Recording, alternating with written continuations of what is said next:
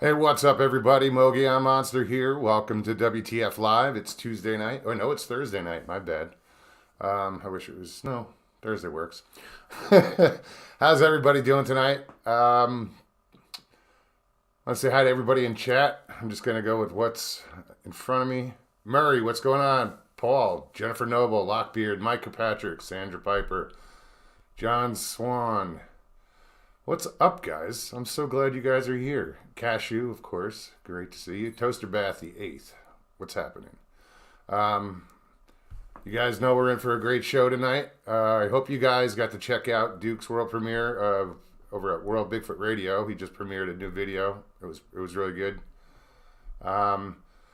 Duke's going to be joining me next, and if you guys have any questions for Duke, feel free. You know how we roll here. And yeah, if you got questions, Duke usually has an answer for you. So that's awesome. Who else? Jenny Metz, Mr. Lee 3PO. I love that name, dude. That's awesome. Mike Stockton, Hilton. Everybody's here. Hell, the gang's all here. It's great to see, man. I'm loving it. But anyway, let me pop these on and let's get Duke on. Duke, welcome, man. Hey, good to see you. Good I to see see you you too, got man. like actual headphones now. You're gonna have to your logo changed a little bit. Yeah, dude. It's funny because I usually use earbuds, and you know what? It's almost impossible to find wired earbuds now.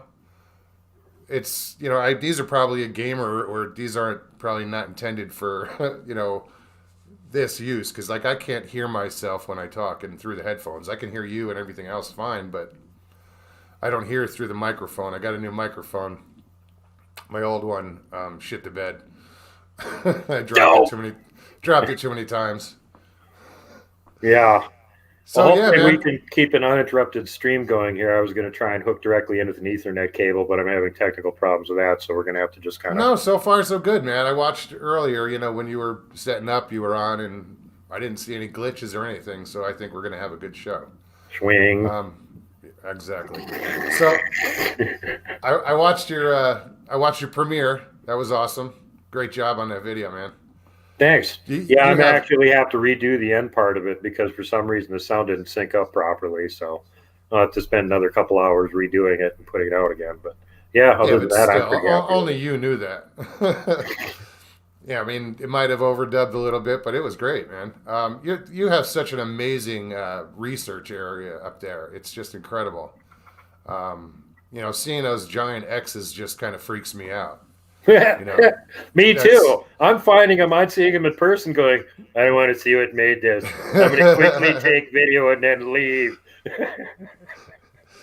So if anybody in chat saw the show, if you guys have questions and you want to throw them out there, feel free.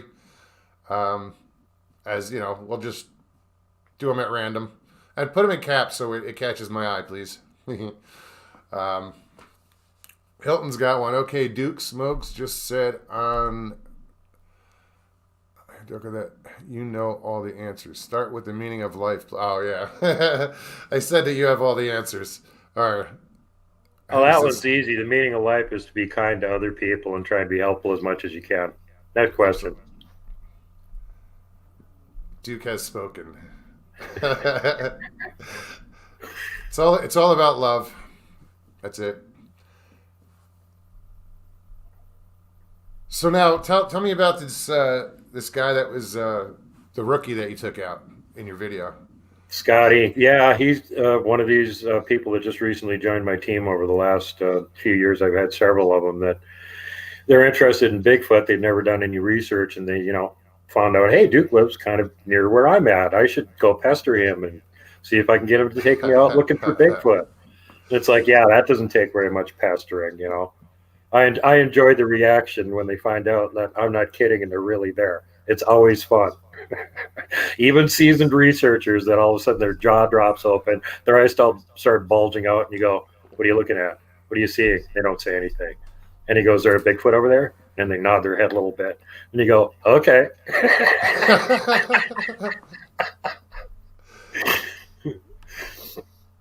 Love that reaction. Yeah, especially for first timers, that's got to be incredible. Yeah. Oh, first timers, yeah. I'm sure I'd be the same way. I'd just be in shock. Yeah. Well, Scotty here, he didn't get to see one. He just had him come up and mess around by his tent and wake him up. And apparently they thought it was going to be so funny they needed to boot my air mattress and wake me up right before they did it too. So I'd be awake and I could hear Scotty go, "Knock it off! I'm trying to sleep."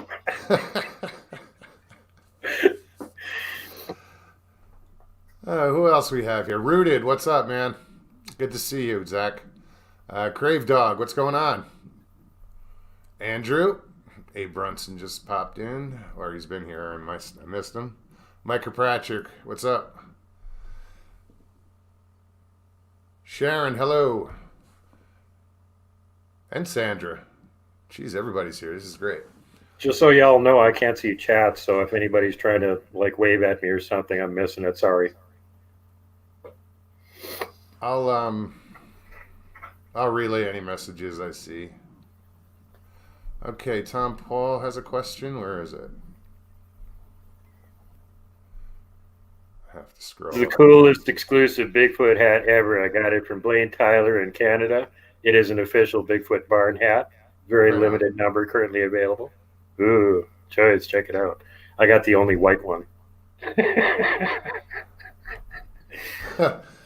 Tom Paul Cajun asked Duke, what do you really think about the paranormal aspect with Sasquatches or Sasquatch?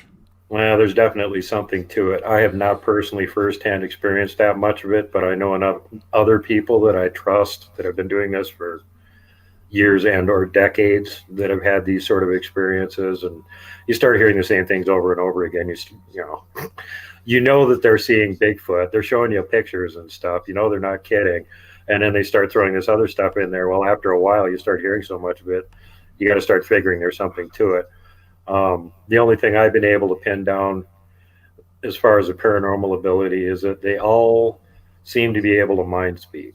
They all have whatever kind of limited telepathy or excessive telepathy abilities that they have with each other. And then some of them apparently can telepathically talk to humans too, apparently if they want to. I believe that. I've had a couple people tell me that they've had them try to contact them, and it was it didn't work. It was like somebody was shouting through a megaphone, and they got an instant migraine and went, stop it, I can't understand. And then one of them actually had another member of the same clan contact him, and that one he could actually understand. It didn't give him an instant headache or anything, so that's the one he talks to. But a couple of the other ones in the troop had tried to contact him apparently, and no go. So they're used to doing this with each other all the time, and we don't normally do that. Other than people that are psychic and stuff, I don't think they even bother trying to contact anybody. Yeah, I've heard a lot of different instances of mind speak or telepathy. I most certainly believe in that they can do that. Who else? I just saw a question.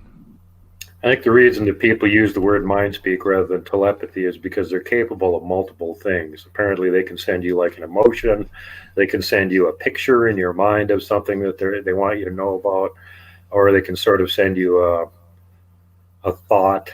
I don't know if it comes through in English or not, but you get basically what the thought is. Number one, Scott Hack asked Duke about his recent rise to nobility. Yeah, well, that's Lord Scott Hack asking the question right there. He bequeathed me some land in Scotland, so I'm now technically a Scottish lord. Right on. Thanks, Lord Scott Hack. That's awesome. And Megan Richardson's in the house. This should be a good evening. Megan's always got some great questions, dude. Get the smarty pants comments ready to go, Megan. We're all expecting it. That's the highlight of my night. You kidding me? Yeah. Good thing she's on your side, Moggs. Jay Crave Dog wants to know, what kind of things do you gift Bigfoot in your camping research area? Research area? Absolutely nothing. Don't give him anything. Don't give him any food. Nothing. All we do is just habituate to presence. Right on. We're non-aggressive and friendly, and during the day we go around and look at all structures and ooh and ah, take pictures and video. and follow their tracks around and take pictures and go over some of that. And then at night, we stay the hell out of the woods and let them sneak up on camp and watch us. So, right on. Well, that's like you and I were talking earlier, and you said, researchers go out expecting to find them, and they have to realize they'll find you. Yeah, just wait you for 'em. absolutely, you can't find them. They are the world's greatest hide and seek players. There's no way in hell you're going to find them. Even the guys that can, like know where they are, they can tell that they're around. Oh, there's one over that hill or something. Good freaking luck getting one on camera. It's almost impossible if they don't want you to. There's very few people that can pull that one off. And once again, Blaine Tyler, see the hat? Yeah, that guy. Go check out his channel. But anyway, you want to see a lot of video and pictures of Bigfoot? Go check out Blaine Tyler's channel. He's one of the few people that can actually sneak up on him. So, Rooted Expeditions wants to know, Duke, run into any scary encounters? If so, which cryptid and why? The only categorized cryptid that I've run into is the Bigfoot type critters. The first one, of course, where I was out sledding and I had the Type 4 scare the crap out of me and got out of there as fast as I could. That would have to be the top one. Number 2, where there was an indeterminate one sitting in the driveway in the dark waiting for me to walk into him. That's number 2. Was that when you were by the cars? Yep. Yeah. Okay. Man, he was squatting down on his haunches with his knuckles on the ground, watching me walk right toward him. I don't know what the hell he was thinking, but yeah, that's a very creepy. Scary story. Yeah, very, very creepy. He was up to something. He wasn't waiting to hug me, I'm pretty sure. Probably not. Yeah, I listen to these stories and I'm like, oh, I want to see one, and then I hear stories like that and I'm like, do I really want to see one? Well, for those of you guys that just watched the show, toward the very end of it, there's a piece of video where I'm filming the water, and then I sort of film across the river, and then I start filming downstream, and then I start walking downstream. If you look closely, there's 2, possibly 3 on the other side of the frickin' river watching me walk along and film. Wow. I just caught them the other night when I was doing the edit for it. Didn't have time to zoom in and go, here's one. You guys that are good at finding Bigfoot, you'll find them. Sovereign Cosmic Wildman asks, have you ever seen them glide when they walk? I presume you're talking about their completely flat locomotion. Yeah, they don't bounce up and down. Yeah. That's one of the ways you can tell if you see something off in the distance watching. If it's not bouncing up and down, it could be a Bigfoot because they don't bounce up and down like we do. Well, they don't lock their knees when they walk. So. No, they swing their hips out and they bring their leg up a lot higher on the back kick. Yeah. It's almost like horizontal. Bo Glover wants to know, Duke, have you ever seen a shadow person ever? Has anyone tried using EMF meters when they're around? Never seen a shadow person. I know people that are using EMF meters on Bigfoot research now and getting interesting results from it. They do seem to, they go off when the things are around. Huh. Right on.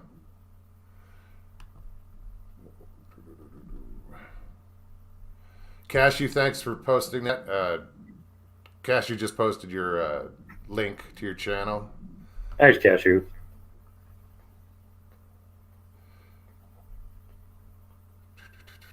Brown Dwarf, what's going on, man?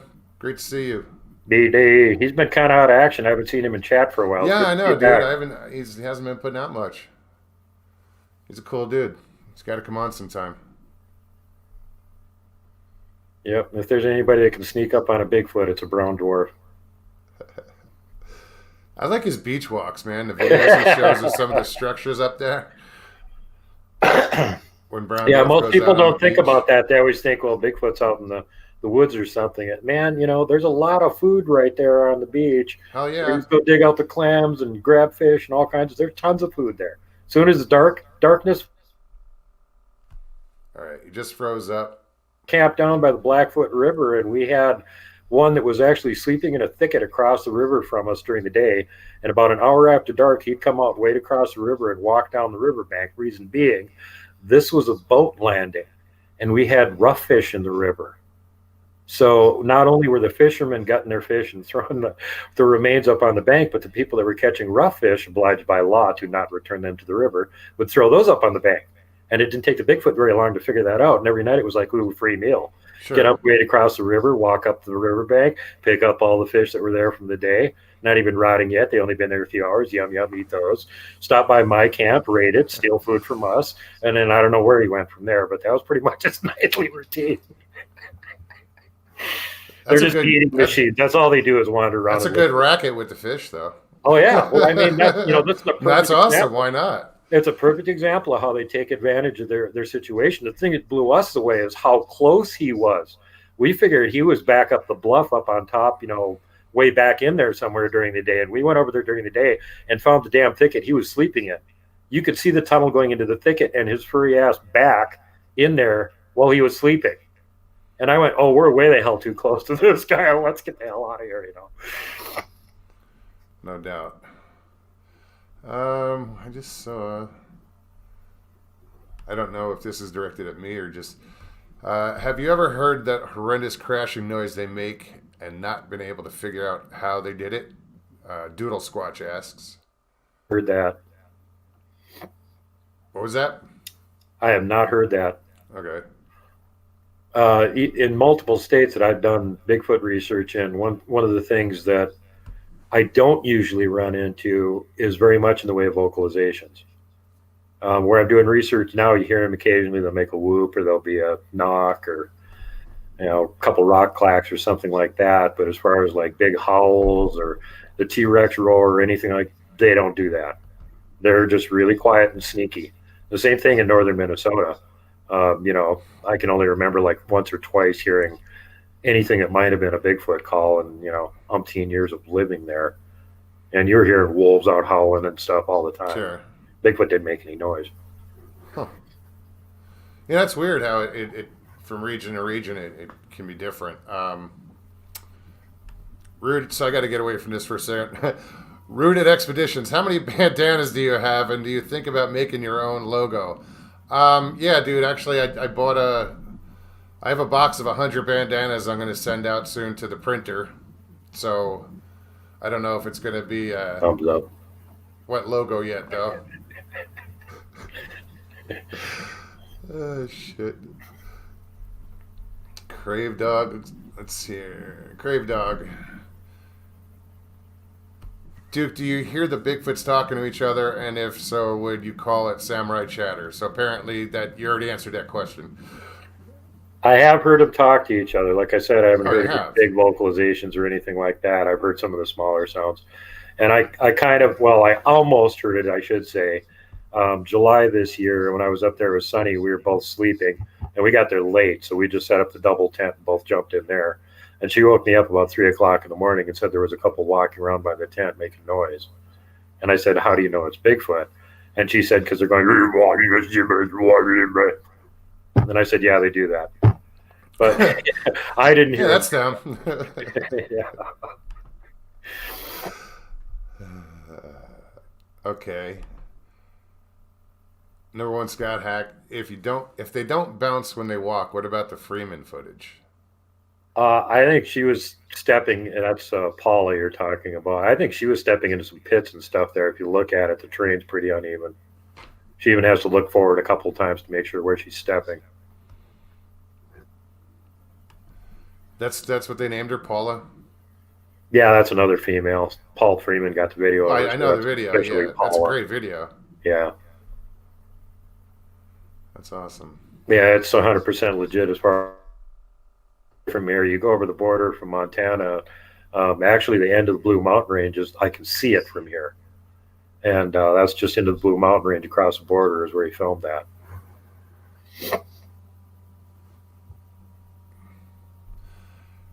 Megan's got a question. Question, Duke, have you ever witnessed a lot lizard making a crashing noise in the bush with a Sasquatch, and did you ever try to contact it on your CB radio and offer it money to leave? Oh, jeez. I'm sure that's where some of those lot lizards disappear too.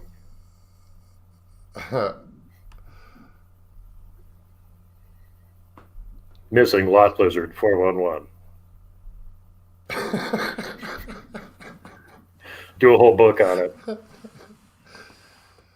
Oh, geez. You've heard 5 quite lot a lizards tip. went missing from this truck stop in Bigfoot did it. Missing lot lizard 411. Bo Grover has a question.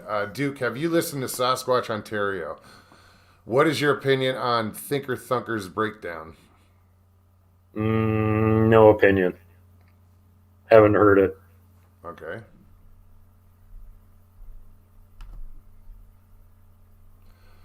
Isn't Thinker Thunker doing most of his stuff like Patreon only now? I have no idea. Last time I saw a good video from him was that Easter blockbuster he released where he drug Big Fart Baloney through the mud.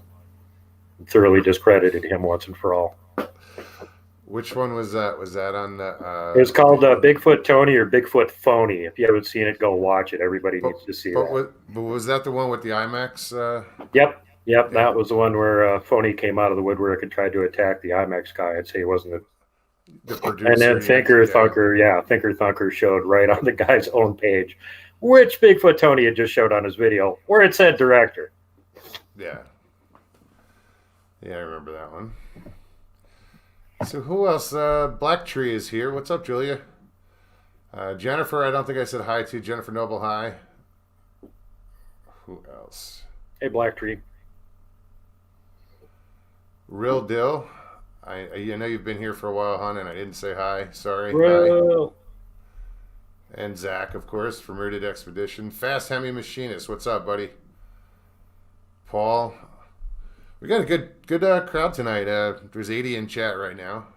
That's right awesome. on, guys. Yeah, way to go. Yeah, if you guys want to keep those... Oh, wait. Somebody asked that I was ignoring them. Wait a minute. Nada wants to know, Duke, what other creatures have you seen? Just a Sasquatch? Just a Bigfoot. That's it. I found tracks from little people. And I found, tracks from things other than probably Bigfoot, mountain giants. But yeah, other than that, no, just seen Bigfoot. Yeah. Those four-toed tracks that are like over 20 inches long, yeah, that would be something a little bit bigger. All right. So obviously I missed something else. If you missed your comment, you can always repost. Yeah. But Overbuilt usually has some good questions, and I don't know. I'll have to go back. If I missed your question, like you said, repost them if I missed your question, guys. I'm trying. It's hard to keep up with chat. If you got more than 50 people in there, it starts flying pretty fast. There's 85 right now, and I'm trying. We just had like 140 over on my show, and that's like hard to keep up with. It starts going pretty fast. A little more than that, too, actually. Duke, what's the closest you've ever been to a Bigfoot? And that's coming from... I punched one. Aussie Tiger. Did you really? Yeah, sort of by accident. Oops. Well, this was again because they kept sneaking into camp down by the Blackfoot and stealing food from us all the time, and they're getting so pretty that they weren't just stealing the food out of the trash bag that we'd hang 6-7 feet up on a branch. They would actually, I had my cooler right next to my tent, and by next to it I mean between the tent and the rain fly, and it would reach underneath the rain fly, flip the lid up, and try and reach inside the cooler and pull something out without waking me up. And as sneaky as Bigfoot is, that didn't work. And I woke up and I saw this big object pressing against the side of my tent. Didn't know what it was and was half asleep, so I just rolled over and hit it as hard as I could. And it didn't make a noise, but the lid flopped down, and that was it. I didn't hear it walk away or anything. If it was a bear or a human or anything else, it would either landed on its ass or it would have went, ugh. Bo wants to know, where's Kat Hansen been? She's still turning stuff out. She's been super sick for the last year. She's got an internal bleeding problem that they've been trying to track down. She lost like 20, 25 pounds. Oh, prayers to Kat. Let's see.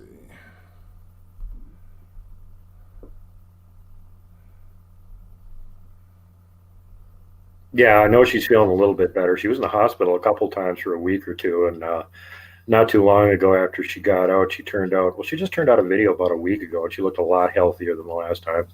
That's good. Wonder Woman's asked, Duke, do you think the Russians are discounting Dr. Ketchum? If so, why? The only Russian that matters, as far as I'm concerned, is Dr. Igor Berytsev, and he's 100% on our side. Yeah, he is. I just heard him say that actually. That was a good show that Sawdust Beast had tonight. Well, we're in the same club. He's a fearless leader that runs the international hominology of forest people for the entire world. I just run the Montana part. In Moscow. Yeah, based out of Moscow, where the Institute of Hominology is. But yeah, I mentioned in the chat earlier, actually in Sawdust Beast, about how, if you took Igor and yourself, and if you added the years together, we talked about it earlier. That's 100 years of experience, and that's crazy. That's a lot of knowledge right there.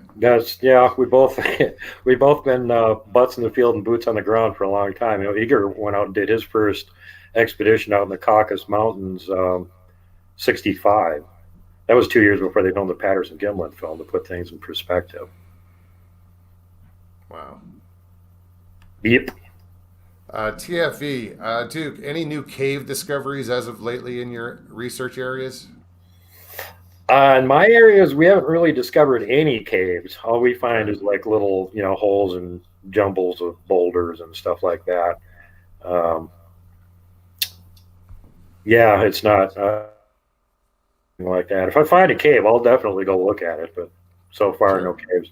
The valley that we like to do research in is really wet, so it's probably conducive to there being anything underground there. You'd have to go like further up the mountains to go into an underground that wouldn't be full of water, because like even the little meadows and stuff in Hidden Valley there, they've got water in them.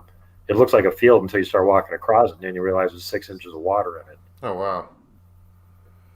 Jennifer Noble wants to know, Duke, does the government know about Bigfoot? Is there a cover-up? Yes and yes. There's absolutely no doubt they know about it. Look, one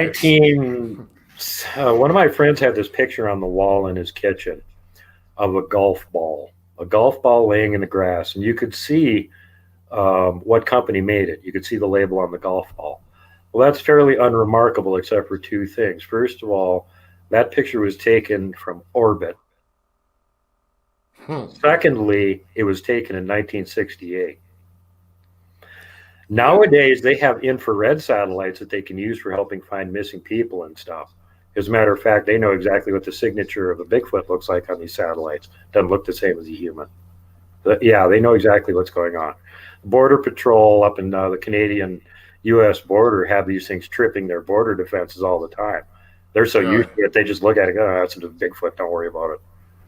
Well, that's like all the military bases that, these things are on, and they're just like, they just ignore them. Yeah. Well, and that's the thing, the guys that are out walking border guard and stuff like that, and these perimeter. bases, perimeter guards and stuff routinely are having weird things happen or running in. But outlaws were involved in one where they had a problem with, one of them was such a problem on the base that they actually called them to go see if they could figure out what was going on and get rid of it. Really? The base called them? Yep. Wow. Well, they didn't want either soldiers getting torn up, and they didn't want to gun down any Bigfoot and start a war with however many of them were around there, or whatever. They had no sense to go, hey, I know where these Bigfoot outlaw guys. Let's see if they can figure out what's going on here. So. Yeah, and the guy doing the perimeter is like, they don't even give me ammo for this shit. Yeah, exactly. I'm supposed to bluff a Bigfoot with this little pop gun here that doesn't have any bullets in it. Sure, great. Oh, what else we got here?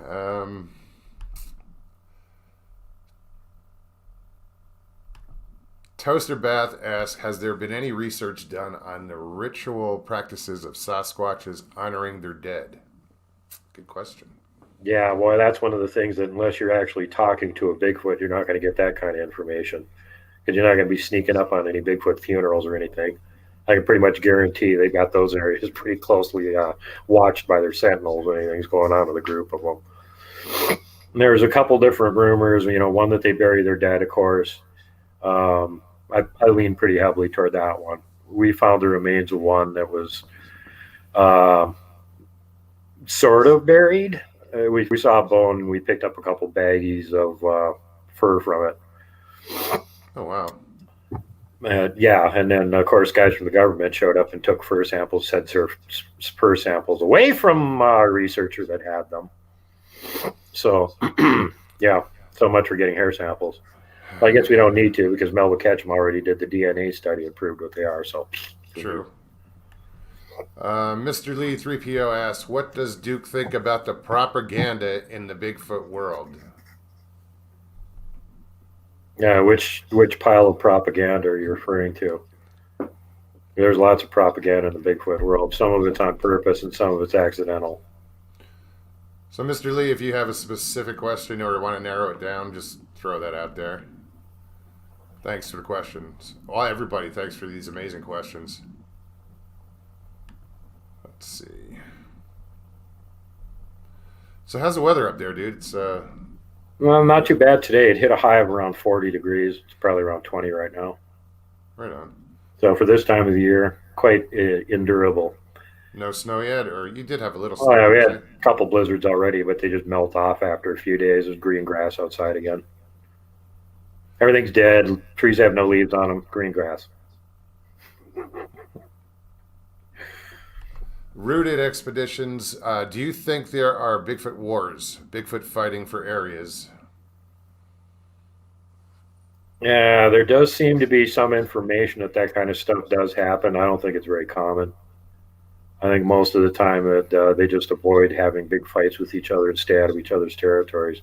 But there does seem to be some indications from some of the stuff that I've heard that at least infrequently it does happen that they end up fights with each other. Didn't Cat Hansen have some experiences? That's an example. Yeah, that's one example. I've heard that from other people that have Bigfoot that they're interacting with and have been in the same area for, some of them up to decades. And occasionally there's some nearby troop that they seem to have some kind of issue with or something. But for the most part, it seems like that kind of stuff sorts itself out in short order. And some of it could be as simple as, like a rogue male just travels through their territory and they don't like it. Yeah, Overbuilt's got some interesting questions too. Duke, interested in running into a menage a trois with Sasquatch? No, not even remotely. I gotta ask the questions, dude. Real says, show some love for Moog. Thanks, Real. Real. Yeah, if you like this, if you like the video, guys, or the show, hit the thumbs up, Engage the thumbs up button. There you go. Duke, do you look for Sasquatch in trees? Thumbs up button, engage. Yeah, you should, especially if you're in heavy timber that can support even medium-sized ones, not to mention large-sized ones. Definitely look up because they're not limited like a bear is. After a bear gets to a certain size, they don't climb anymore. It's just too difficult. They weigh too much. Sometimes when they try, they rip the branches off. Bigfoot doesn't need that, and if the tree, they can climb it. Well, right on. Yeah, I figured that too. I've heard a lot of stories about large, Bigfoot. I got a story for you here. I had a researcher recently contacted me, and they were telling me that they knew for a fact the last 3 or 4 times they gone out to the research area, there was Bigfoot in the immediate vicinity, but they couldn't find any tracks or any signs of movement through the brush around the camp, anything like that. So they were how these things were sneaking out. They're starting to lean towards supernatural or something. Well, how are they not leaving a track or anything? And I said, how big are the trees? If you looked in the treetops. So the next time he was out there, he started looking and he's like, well, dude, that's what they were doing. You can see the worn off bark and some of the knocked off little branchlets and all that kind of stuff. They're coming through the treetops to get up to camp. That's why he couldn't find any tracks on the ground. They're just sneaking up through the trees. Wow. Brown Dwarf wants to know, what's your opinion on the Patterson Gimlin film? As far as what? It's legit. And that's been done over and over and over and over and over again. It's legit. That horse has been beat to death. Yeah. As far as all the other stuff surrounding it, well, I need to see some video or some evidence of any of that hokey pokey before I'm going to start believing it. Black Tree wants to know, Duke, do you ever come over here to Idaho for hunting? And I don't think I've ever done any squatching in Idaho. I was almost in Idaho when I was over in Spokane doing some research over there in one of my friend's properties where he's got them hanging out in his backyard eating his fruit trees, or the fruit off them anyway. So that's as close to Idaho. I'm only 17 miles from Idaho where I'm at, so that almost counts. Yeah, that's pretty freaking close.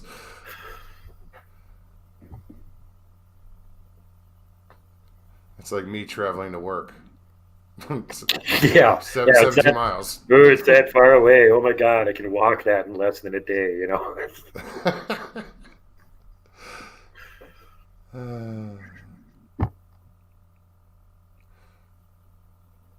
All right. Yeah, like I said, they're always good for questions. I can't see, what does that say?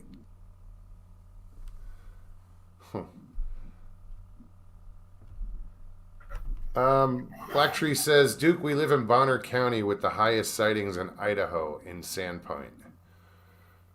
Nice. There's that many sightings in Sandpoint? Damn. That's where Duke, Brent and Don from Paranormal Portal, they're all up that way. Smokestack. Yeah.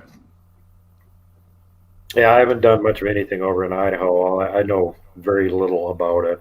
I've never been there. And I've driven across it a few times. That's about it. Kevin told me a bunch about central Idaho where he grew up, and apparently the Bigfoot are all in the mountains just to the north of them.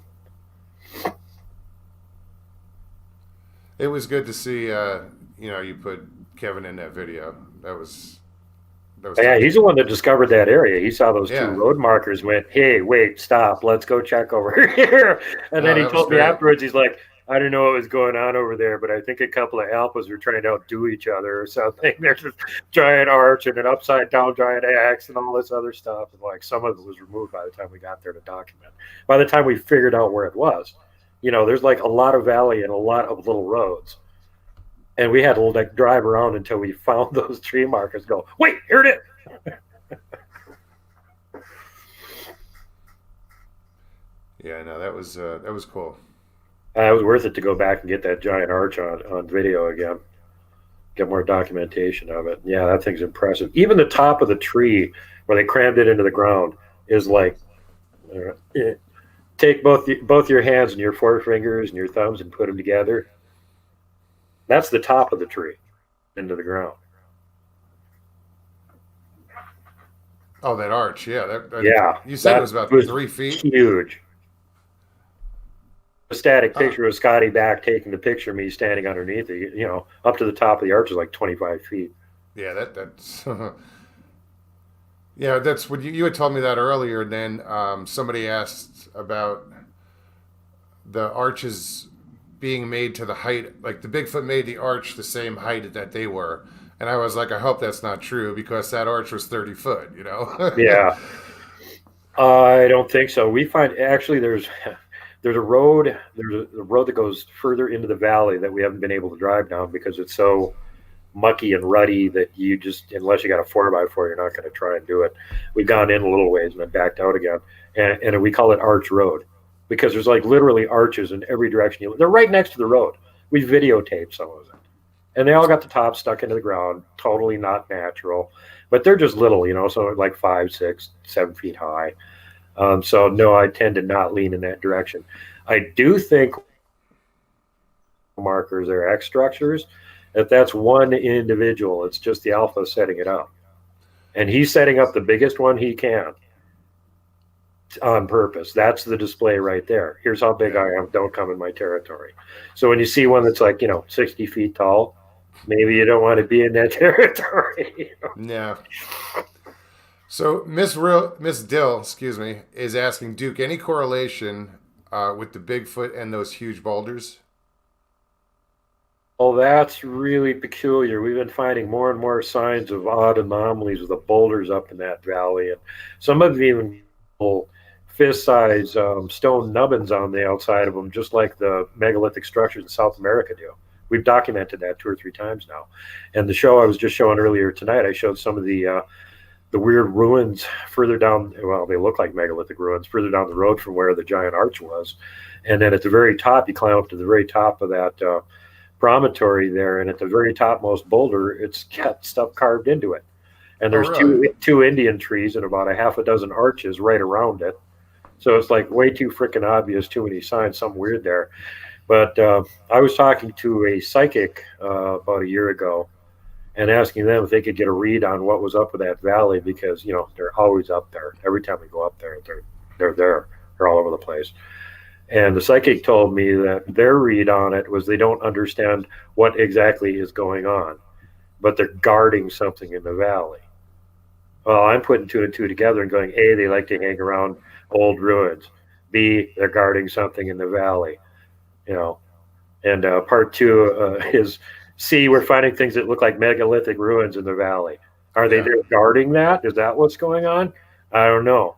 But that's one of the things we're starting to pay attention to. We're watching the rock outcrops and stuff a lot more to see if any of this stuff is unnatural. Because remember, we're at the top of a freaking mountain range here. Yeah, and some of those walls, I mean, just a quick picture I saw, I mean, they look stacked and built. You know, well, that's it, exactly. I mean, just, you know, natural rocks piling up and stuff don't have those weird like angles. Yeah. Yeah, this looks like megalithic ruins you see down South America or something. Yeah. I had somebody on one of the earlier shows where we show that actually is friends with Brian Forrester and said he was going to pass it along to him. Apparently this guy is an archaeologist, and he said in his opinion, without actually being there and looking at him in person, but just seeing the video, he was all but 100% convinced that those are megaliths. And, you know, this is Montana. There's not supposed to be megaliths here. Is half the shit that's out there supposed to be there? I mean, yeah, well, none of the stuff we're finding is supposed to be there. That's for sure. Pyramids in the middle of a desert. Yeah. Well, or a jungle in South America. Or, that old Spanish galleon out in the desert and down by California there, where they recently found that. And like, what? How the hell did that get here? Well, yeah, it was like 500 years ago. There was an inland sea there. Sure. And they sailed in, but there isn't one there now. That's where it came from. Mr. Lee, 3PL, the chair is comfortable. It's better than that damn bar stool I was sitting on. Thanks for asking. Robin Ward had a question. Duke, any suggestions on books on the studies of genetic studies done on the forest people in other countries? I don't know that anybody's even done one. The only really huge DNA study of Bigfoot that I know of that's been done is Dr. Melvin Ketchum's DNA study. There's been some other smaller studies done. If any of them have actually yielded a book about them, I don't think so. There's probably been research papers put out. Sure. You could try and track down, but you know, that information is suppressed heavily. Even Dr. Ketchum had a lot of problems with it because she was giving blind samples to other labs to do, and some of them kind of went, hey, we're doing these samples for you, and the results are very strange. What were they from? Well, you're not supposed to ask that. It's a blind sample. You're supposed to tell us what it is. Sure. So when they got wind she was actually doing Bigfoot research, all of a sudden it's like, oh, you can't mention our lab, and oh no, we're up in arms. Oh no, our CIA owners are pissed at us because we're having anything to do. Really? Bigfoot encrypt his necks. Is that necks or am I missing something? It's necks. Has Duke ever spoken with the Blackfoot tribe about the Sasquatch while in Montana? Just the one member of my research team, and he hasn't told me anything about him. Michael Matt, I don't know if he's in the chat right now or not. He was on earlier in the other show. He is, actually. No, there's a team here that actually puts out video. Was it Picouni Bigfoot Research or something that I think are the Blackfoot? And I'd like to get in touch with them and actually do an interview with them if I could somehow. I don't know exactly how to contact them. Well, Michael Matt is in chat.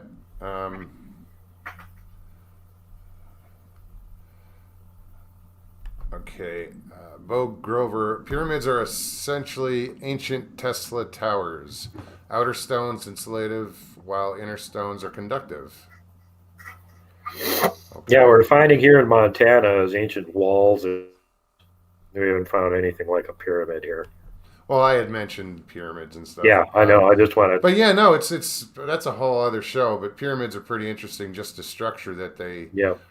the energy they actually create, and just it's weird.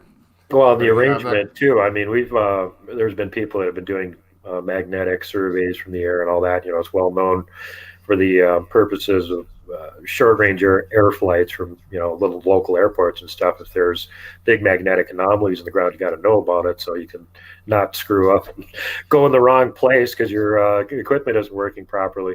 And there's a big conglomeration of those over north east of Helena, which is where the Giants playground is. And it's also where one of the big ley lines on the earth goes right through that area. And there's a whole bunch of medicine wheels and other kinds of megaliths that they found that all are right on that ley line. And there's a tertiary ley line that comes off of it. It goes to the southeast. And if you follow that ley line, it just happens to go right through our research area in the Sapphire Mountains, where we found those other look a lot like megalith things. Huh. So there, and that's all over the world. Everywhere there's these huge megalithic structures, they're on a ley line. Sure. The one that we've got here actually wraps all the way around the world and goes through Angkor Wat on the other Oh, side. really? Yep. Wow. That's one place I would love to go to. Yeah, I've heard some really creepy stuff about that. I'm not sure I want to go to that place. So Aaron Heisner asked, Duke, do you think some of those giant X's that are made could be like a crow's nest for lookouts? Yeah, ask Michael Matt about that. I don't think they are, but he's got a picture where he walked up the hill. We found markers on the side of the road where they had made a crossing. So I went off to the right side and documented all the structures I found over there, and I told Mike to go up the hill to the left, see what he could find. And sure enough, as soon as he got back into the tree line, he found a big X structure and took a picture of it. And then after I showed the picture to other people, when I went, hey, look, there's a Bigfoot face up in this treetop right next to the X looking at you, Mike. Wow. This is an interesting question. Katie to Chris, or I'm not sure if I'm pronouncing that right. Do you think Bigfoots act differently when they see humans, like females, or the same when they see males? Do they Definitely act differently? think. Yeah, I definitely think so. It's pretty obvious for the most part if a human is a male or a female. We have sexual dimorphism, so it's pretty simple to tell when you're looking at somebody, unless they're potato shaped, if they're a female or a male. And yeah, Bigfoot definitely act different around females than they do around males. They consider females to be probably less dangerous. It's quite obvious the males are more aggressive, right? Sure. And I think that tends to be the same thing with them too. They're very, very, very similar to us. So, I think that's just kind of a no-brainer for them. It's like, oh, all women, there's no guy around. Hell, they're probably not going to whip out a shotgun and blast me. Ben wants to know, Duke, do you agree that certain organizations try to promote the ape theory and actively try to suppress the paranormal aspects of encounters? I don't know. What you should do is some research on this. Look at all the shows that are on mainstream media, all the TV shows, all the people that support those TV shows and all the organizations that support them, and notice that not a single one of them will talk about paranormal aspect of Bigfoot or Bigfoot being anything other than an ape running around in the woods. Okay? Just think about that. Somebody's got an agenda and they're not allowing anything else to get out other than that one story. Name the last show you saw that was mainstream media on any of the channels where they said Bigfoot was something other than an ape running around the woods. True.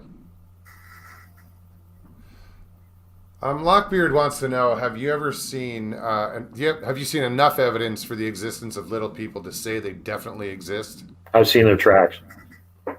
I was at Coloma. I walked down the now crumbled cliffside access that they had down to the bottom of the mine where they were dumping their tailings and stuff. And when I got down there, I was looking around and there was these big junk piles that they had dumped there from outside of the mine, and 6-8 feet tall, so there's this whole field of these big mounds and then gullies and mounds and gullies and mounds and gullies. And this is 100 years ago, so it all been grown up with trees. And I was standing on the top of one of them. I was just about to light a cig up. And I looked down, and on the top of the mound I was on hadn't grown completely over again. There was a little patch, like 5 or 6 feet long, maybe 3.5, 4 feet wide of dirt on it. And cutting diagonally across it, there was 3 little tracks. And they're about 4, max 5 inches long, about 4 inches long probably. And they looked like a human toddler had made them. They had moccasins.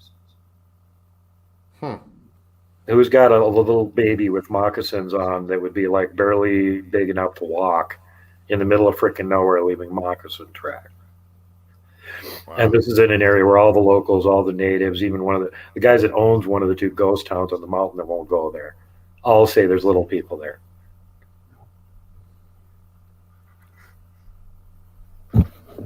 Have you, where is it? And the natives out here are way more scared of the little people than they are of Bigfoot anyway.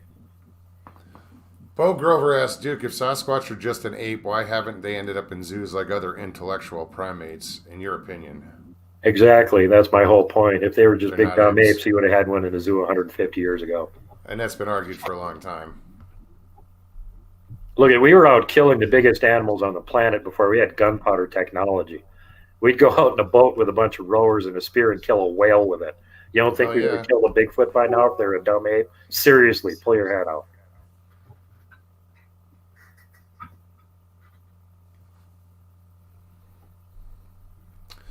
Somebody just made a good point. Bigfoot and cryptids. I was just talking about this. If we can wrap our minds around Bigfoot being real, can we not also believe in the little people? As far as that goes, we've got more evidence for the little people than we do for Bigfoot. Really? We've got Homo florensis and Homo luzon. They've both been classified. They're definitely real. They're not some weird genetic mutant dwarf. These are actual species. They're tiny. They're about 3 feet tall. I just saw something on that. What they call the Hobbit. You know, that's been well known for a few years now, and they just found Homo luzon here very recently. And yeah, so we've got skeletons of little people. We know they're real. Absolutely. Didn't they have a mummified? Well, that one is from right here south of where I live. That was down in the no, wait, it wasn't the Prior Mountains. It was the San Pedro Mountains further south in central Wyoming, where some miners were digging, and they broke into an ancient cavern. They broke through the wall of the cavern and went, oh, that's kind of cool. There's an old cave in here. Oh, yeah, on the far side of the cave, there was a mummy in a seated position, and this mummy in life, when he had been alive, had been like 18 inches tall. Yeah, I remember. And they did the forensics on it. They this is, not nearly the technology we have now, but at the time they had X-rays and all that kind of stuff. They X-rayed them. That's still available. I've done a show on this before, and yeah, he was apparently about 62 years old when he got his head caved in and died, and they put him in the cave as a mummy. That's the Narumbi, or the Namiragar, as they call them. Yeah. Mike Kirkpatrick wants to know, what does Duke think of the dried out areas some are researching? Some are totally convinced of activity, but without water. How? I'm guessing he's talking about desert areas. Oh yeah. Well, I mean, geez, go look at the episodes I've done with Brenda Harris and Caveman Yazzie. They live in New Mexico, but they find the Bigfoot down by the rivers. The Bigfoot are following the rivers around, and they don't go too awful far away from them. That's where their water supply is. But they're good at finding water. I mean, if they've got an underground there, chances are good there's water in the underground somewhere. They can also get water from seeps. We find we're doing that up here in the mountains where there isn't a nearby river or something. There's little seeps on the side of the mountain. Oh, hey, look, there's a Bigfoot track right there. Well, surprise, surprise. Yeah.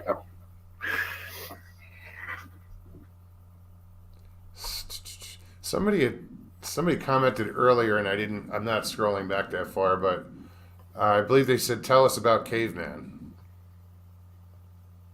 Yeah, Caveman is sort of, whether he wants to be a Bigfoot researcher or not, he is one, because of where he lives. He's right next to this river that they use for a travel circuit all the time.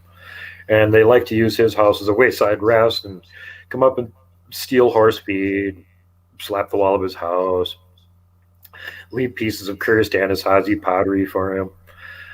So yeah, whether he likes it or not, they're on his property. He was out there repairing his car after dark, lying underneath the car, and one of them grabbed him by the ankle and yanked him out from underneath the car about 2 feet, scared the living hell out of him. Yeah, I heard that story. That's crazy. Yeah, that's one of those like Drawer changing moments. yeah, there's a few people that have had experiences like that too. Brenton saw in Mysteries to Search. Well, he was in a tent. He had one reach in the tent and grab him by the ankle too. Well, speaking of drawers, Megan's got a question. Hey Duke, are you currently shirtless, wearing Sasquatch matching drawers and socks with your Sasquatch hat? Hey, I'm in Montana. We wear layers up here. It's cold even in the summer. You know, you can go camping in the middle of the summer and get snowed on. This is Montana. Beach wears for other states. Yeah, that's like here in Arizona. I used to come out here in March all the time before I moved out here. I'd come out and visit in March, and we were down in the valley by Phoenix in shorts and everything. And then my uncle's like, "Hey, let's go up to the rim." I'm like, "Oh, okay." And we camped. I didn't bring long pants, and it snowed on us that night. Yeah, that's like where I'm you at never right know. now. I'm sitting in the Bitterroot Valley, which is like one of the lower spots around here for many, many, many, many miles, closest to sea level, which is still 3,250 feet. So I'm over half a mile up, and this is the low spot. Yeah, and I'm only like a couple hour drive from Canada. So guess how much snow and cold we get here.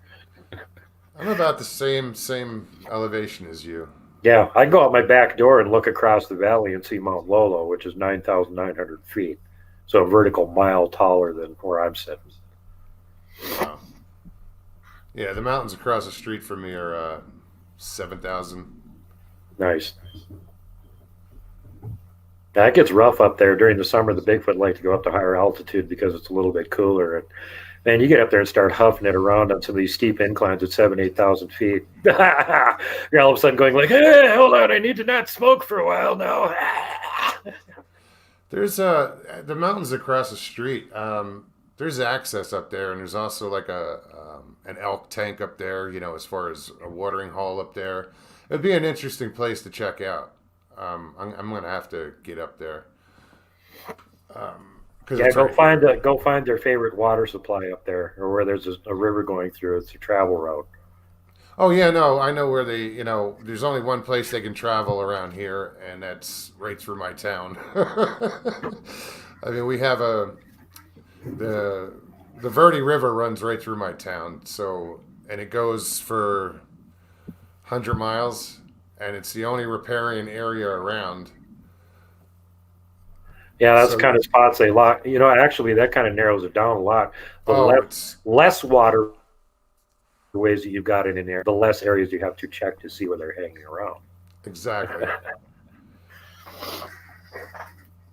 That's kind of a problem here because there's little rivers and creeks freaking everywhere.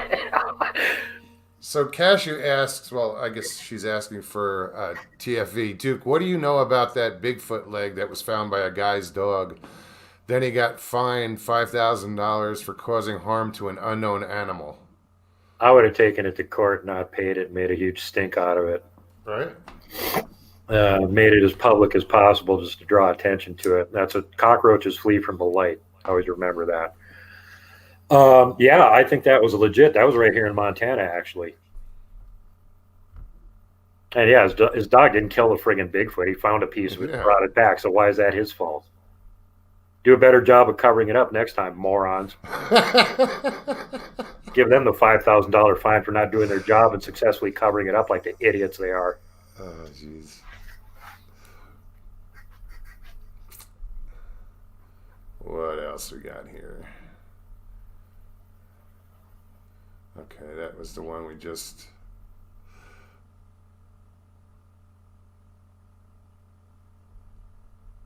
Yeah, Cashew, thanks for reposting people's questions and staying on top of it. That's amazing. You're going above and beyond. Thank you. Cashew's an experienced admin. Oh, yeah.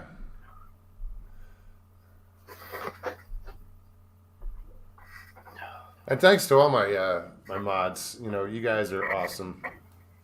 Couldn't do it without you guys. How are we doing here? We got an hour down and going into hour number 2. How long do you want to go for? Oh, whatever. Whenever you're, I go another hour or so, but I need to go take a bathroom break here for a little bit. So you might have to change the crowd. Go do what you got to do, man. All right. Be right back. So you guys are coming up with some amazing questions. I got to thank you guys. And forgive me if I'm missing them. You know, I'm having trouble trying to pay attention to Duke and watch chat and. But yeah, thanks for putting them in caps. The questions, because you know they do stand out. I'm just trying to figure out where the fuck I'm at. Overbuilt's got a mountain giants question. We'll get to that. I'm trying to do them all, guys, actually. I'll start in one spot and I'll start down and then it scrolls up and I lose my place and I'm like, shit, I got to start over. And so if I missed them, I apologize, guys. But what do you guys think? Good show so far? I think so. I love talking to Duke and I knew he'd be willing to answer any questions you guys have. So come up with some good questions. You do, you know. Duke, it was in Idaho Falls, Idaho. I know a few people from Idaho Falls actually that are from Idaho Falls. I'll put that up too, nada. Yeah, I'm just gonna read chat here for a minute until Duke comes back. And okay, TFE, that was Nada's question and a damn good one. Thanks, Nada. Yeah, like I said, I'm trying to keep up with you guys. Ever since they legalized marijuana here in Arizona, things have slowed down a little bit. I'm kidding. Legalizing marijuana had no effect on me.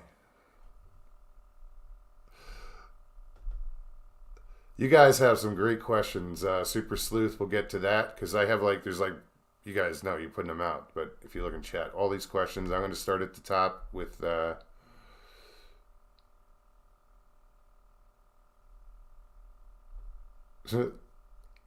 Megan will address that in a minute about tattoos.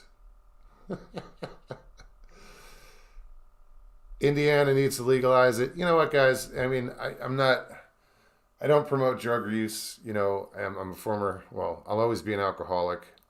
I just don't drink anymore. You know, it should be. I mean, it should be legalized all over, across the board. You know, it's gonna happen eventually.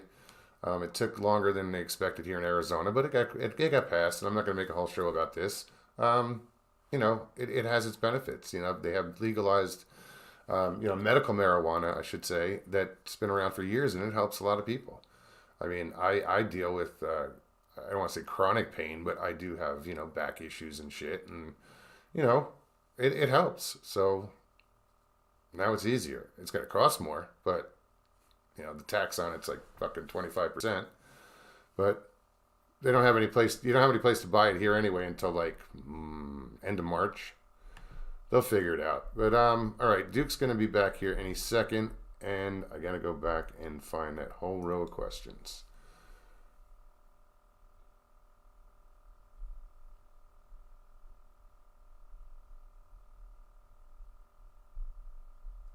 It's funny. I don't use Tylenol and shit like that. I try not to. I'll use it. But last night I woke up at 2:00 in the morning with the worst headache. And it actually made me sick. I was up all night. It was terrible. But I went out and bought Tylenol. I normally don't have them in the house, but I had to last night. I went out, or this morning I went out and made sure I have Tylenol in the house now. I couldn't go through that again. Don't know what caused it, but... Oh, here we are.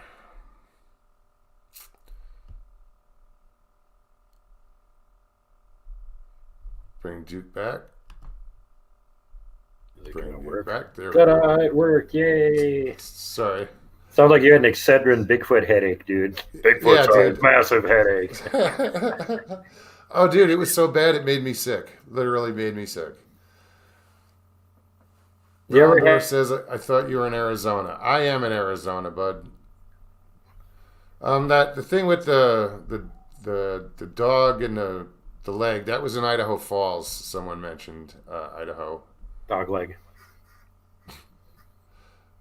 Cashew asks for Super Sleuths. Do you think they are responsible for missing people like the missing 411 people?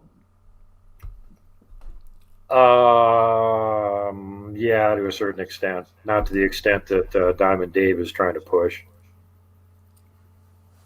There's a bunch of different things that are making people disappear. You know, Bigfoot isn't the only cryptid out there in the woods. Sure. And the other ones are more hostile. So, you know, draw your own conclusions.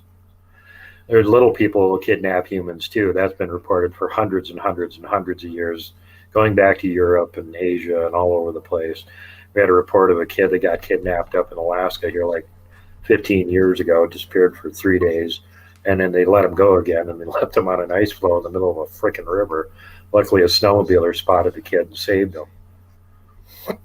I do remember hearing that story too. It's probably heard it from you. Yeah, I'm trying to get some follow-up on that, actually. I know somebody that knows the snowmobiler that rescued the kid. And we might be able to actually find the kid now. He's like, you know, in his 20s or something, and get him on too. Doodle Squatch wants to know what's your favorite Bigfoot movie? You mean like scary or accurate, or my favorite all-around Bigfoot movie isn't even about Bigfoot. It's called Abominable. And if the public knew what a Genosqua was, they would have just called it Genosqua. So if you want to know what a Genosqua is, go watch a movie Abominable. They nailed it. All right, I had a whole line of questions.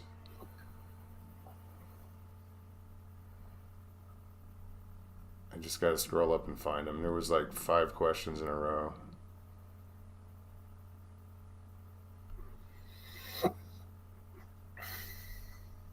Sorry about the dead air, guys. At least it sounds like the audio is working tonight. That's a move forward in the right direction. One of my pet peeves, audio issues. So Overbuilt wants to know, Duke, what do you think about mountain giants? Are any new sightings? Sorry.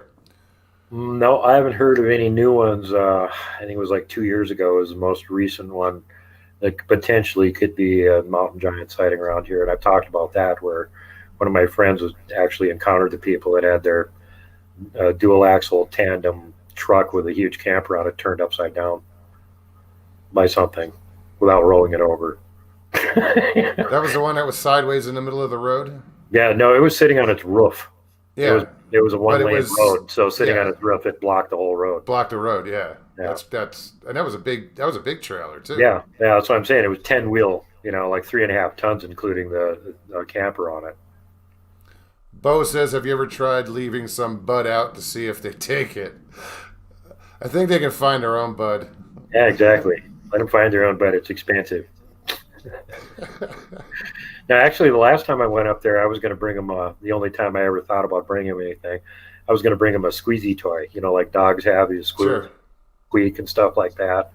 And at the time, I was over at the pet store, and they just didn't have a damn thing. And I went, oh, well, whatever, screw this idea. I'll bring them a salt block next summer and see if they like that. But so far, no, I haven't brought them anything, ever. That's funny. Fucking thing. Well, the reason I thought of that is because one of my friends tried it, Jerry Klein over in Ohio. He had an area where he knew they were around, and he left the trail cam up, and he left a squeezy toy there. And he came back a couple of days later, and the squeezy toy was gone, and the game cam had been messed with. And, so he took the game cam out and left the area, and about years later, he had it several miles away, and he had an audio recorder. And the audio recorder, about 2 o'clock in the morning, picked up the sound of this freaking squeaky toy, not more than 40 or 50 feet away from the audio recorder, squeaking. He's trying to chew the squeaker out, like my dog. Well, whoever took the squeaky toy was still playing with it several years later. That's the point. That's funny. Michael Moore, Mogian, what town in AZ do you live? I'm in Cottonwood. It's just a little southwest of Sedona and about an hour north of Phoenix. Geographically, it's almost dead center of the state. Almost. Yeah, the first time I heard you were in Sedona, I got all excited and I went, ooh, Sidonia, I can go see the face. And then I went, oh, wait, that's Mars. Damn. Megan Richardson, question. Mogs, when are you going to get a sweet Sasquatch tattoo on your chest with your mom's name on it? Rock and roll. Mom's name was Rock and Roll. No. Who did I? Long Island Bigfoot has a Sasquatch tattoo on his chest. I don't know if it's the footprint but yeah. If I ever got a tattoo, I'd take Butthead's advice and get a tattoo of a butt with a butt on it on my butt. I would get something like on my forearm, like on the inside that said "believe." Yeah, I would do something like that, Mogs looks cozy in there. Yeah, it is pretty cozy. Mogs has some new recording studio set up. It's comfortable, It's better than that damn bar stool. Yeah. It looks. I mean, things are a little bit different behind me, but it's it works. Behind me, I got a nice boring wall and a closet door. Because this isn't where I usually sit at the computer. I have to set it up in a different spot if I want to actually broadcast or record. Brown Dwarf says marijuana. What's that? I'm from Humboldt. Part of what is that? The Emerald Triangle. He's from where? Humboldt. Humboldt County, California. Humboldt County. Let's see. I'm probably way behind in this.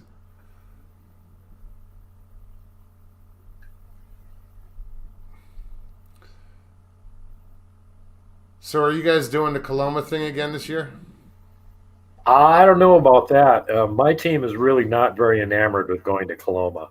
Yeah. They're not interested in ghosts at all, and it's kind of there's Sasquatch up there, but it's a low activity area, especially during the summer because there's too many people going through there all the time. If you go up there really early in the spring when the weather's miserable, then there's Bigfoot all over. Really miserable, then there's Bigfoot all over. But if you go up there in the middle of the summer when it's like moderately decent, and anybody would like conceivably want to camp there, they're really not around because there's too many people going through there all the time. That's what I figured. I knew it did get crowded up there. Well, and part of the reason is because there's an actual one of the most well preserved ghost towns available in the country to sightsee is 4 miles from there, ghost town of Garnett, and the Park Service upkeeps it and stuff. So there's people going back and forth to that all the time, and then some of them are hip to like, hey, there's a sign over here that says Coloma. What's that? Well, yeah, there's another ghost town that isn't upcapped. Nobody's taken care of, and everything's falling down. That's the other one. Yeah, that's what Bigfoot hangs around in. And what are they, like 10 miles apart or something like that? Not even, like 4 miles. They're both on top of the same mountain. Same mountain, okay. Yeah, I've seen pictures of that one too. Because like if you look up Coloma, that one pops up. Yeah.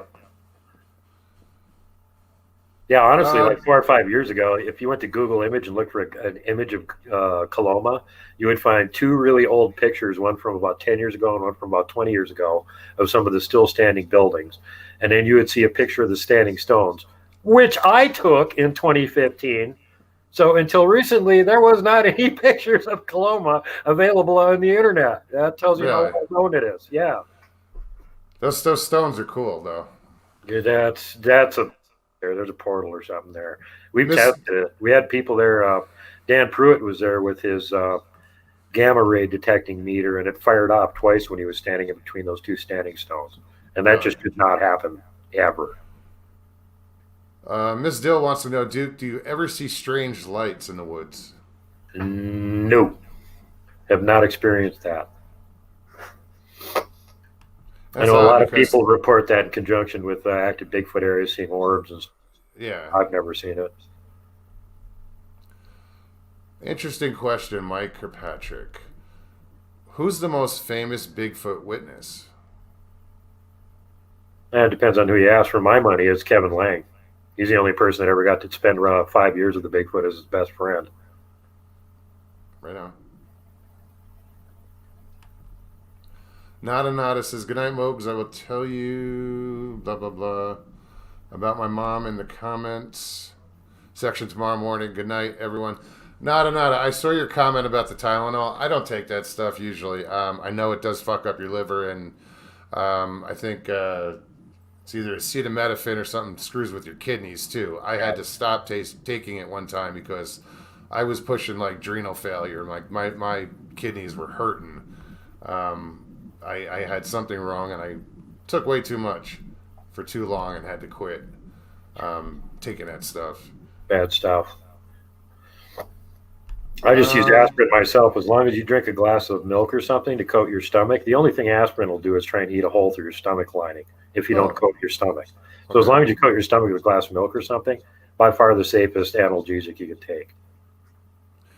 Ed wants to know, Duke, do you ever think that any of the Bigfoot have followed you home?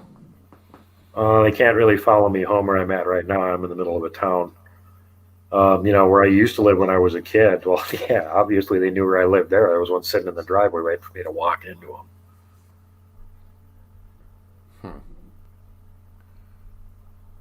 I think if they can follow you home, they probably would. Doodle Squatch asks, is there any GLAG updates? I have not heard anything from GLAG recently, so no updates that I know of. Last I heard, he's fine. He's out in the middle of nowhere, avoiding humans, because he's not down. Like the rest of them. Yeah, being smart and avoiding humans. Well, he got more of the inside skinny on humans than most of them did, because he got to have one for a friend. Yeah, that's true.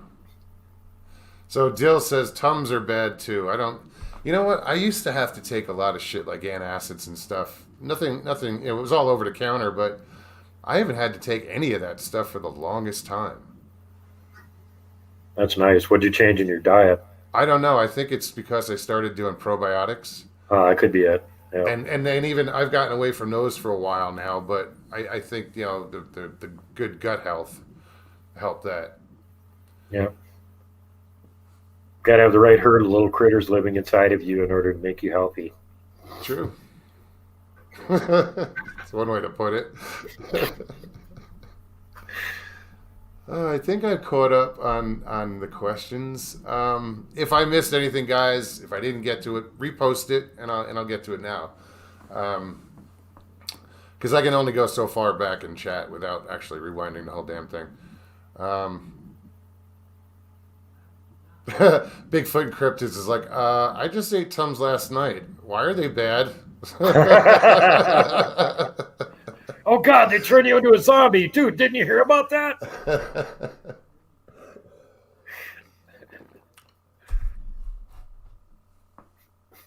It was all over CNN. Oh shit, Megan, this is funny. Good night, Mogs. Best LGBTQ and Sasquatch show ever. Please advise Duke he needs a bandana wrapped around that curly mullet of his. I love all of you. Good night, Megan. Thanks. I don't think it qualifies as a mullet anymore. You have to have for that. Business in the front, party in the back. Yeah.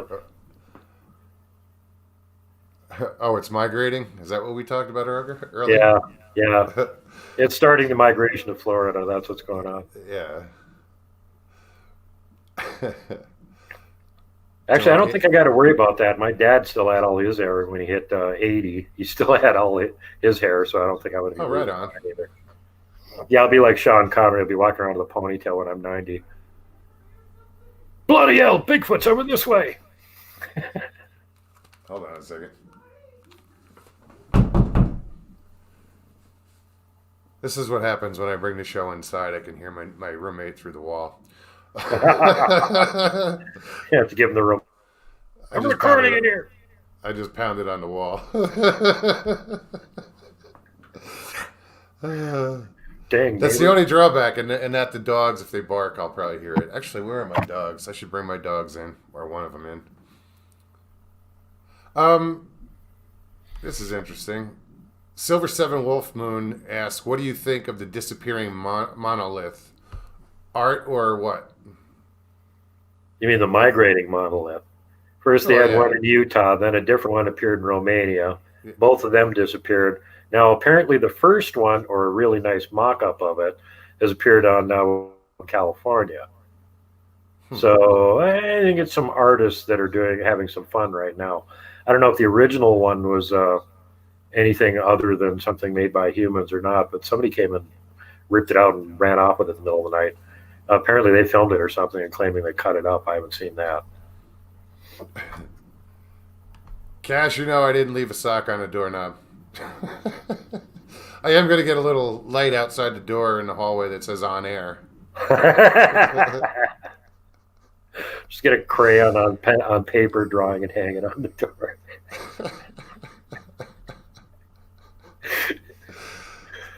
That'll learn you. Oh, geez. I know I'm missing something.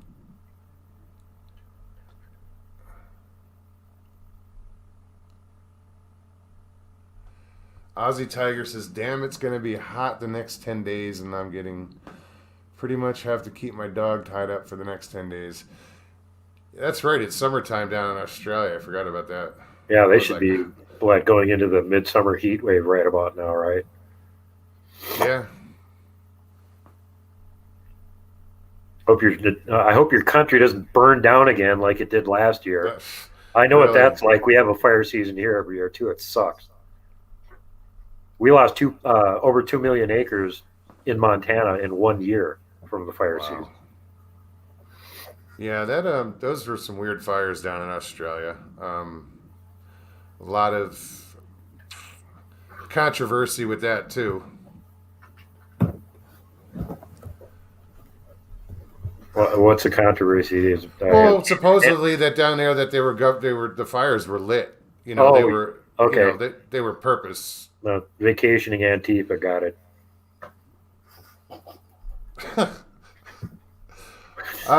Real Deal wants to know, Duke, why are the little people so menacing? They got short person's attitude. They do work in gangs. That's one of the reasons the natives are scared of them, because you're not going to just run into one. You'll run into a whole gang of them. And according to them, all the little people are different parts of the world. There's different stories about them and different varieties. But the ones around here are supposed to have super speed and super strength. So it may only be 18 inches tall, but can still whip a tough human's butt. And then you've got like 8 or 10 of them. And they like poisoned weapons and traps. So no, you don't want to mess around with them. Sounds like something out of Jumanji. Oh, yeah. It's actually the thing that reminded me the most of it that I've seen in a movie was in one of the Mummy movies where they got that ancient valley that had all those little midget. That's it. It wasn't Jumanji. It was that one. Where they were going through the grass and the darts and Except these little boogers here are alive. They're not undead like the things in the movie were. I think that was a Scorpion King. I'm not sure. It wasn't the first one. Yeah. Yeah, that was good. I actually liked all those movies he did. Brendan Fraser was a good actor. He got killed making the first episode, the first installment of that series, when he was coming out of the underground and all the big monolithic stuff was falling down. Those mock-up monoliths that they had were actually pretty heavy, and one of them fell on him. And they got him to an emergency room right away and brought him back, but he got technically killed. Oh, wow. Yeah. I didn't know that. Yep. Oops. Yeah, that kind of stuff happens. Occasionally people get killed but come back again. Ozzy Osbourne had that happen to him. He bought a property in England, and he was walking around out in the field, and he fell into a pit and basically broke his neck or something, and they had to rush him to an emergency room, and he was basically dead when they got him there, and they resuscitated him. And it's kind of a funny story because the reason the crater's there is because of bombing in World War II. So Ozzy likes to joke around that the Nazis killed him once. Robin Ward asks, Duke, are you writing any books on the knowledge of the forest people? Once I actually know something, I'll try and write a book on it.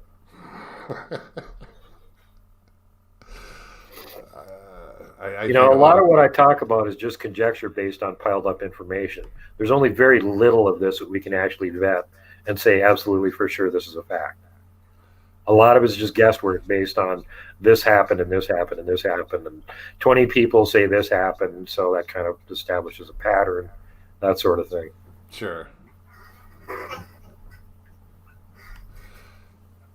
Overbuilt Automotive asks, any theory on who made the mountain giants? The Devil's Warriors, maybe? That's a confusing question, dude. Not even sure what mountain giants are. Mountain giants just one of the tribes of the Nephilim that are more hairier, like the Horim. Are they like some kind of a variety of Bigfoot? Bigfoot mated with trolls. Are they trolls? We don't know. Nobody got mountain giant DNA that they tested or anything. That's all guesswork too. Yeah. The only reason we think it's something other than Bigfoot is because of two outstanding things. First of all, four-toed tracks.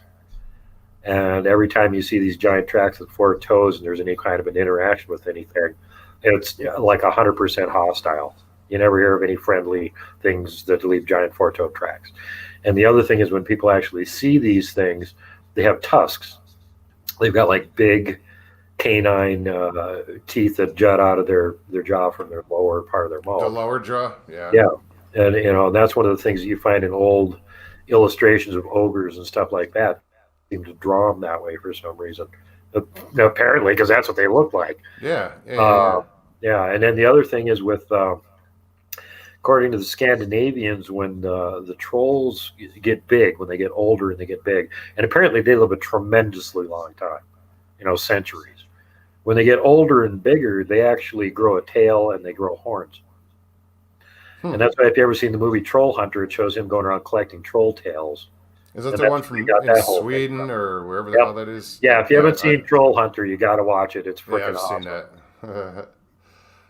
Michael Moore says, I died in 1980, got run over by a semi-truck. Well, I'm glad you made it, Michael, and you're here with us today. Michael, do you know if there was a Nazi driving it or not, or was it just you could join the Aussie club? I was killed by the Nazis too. Excuse me.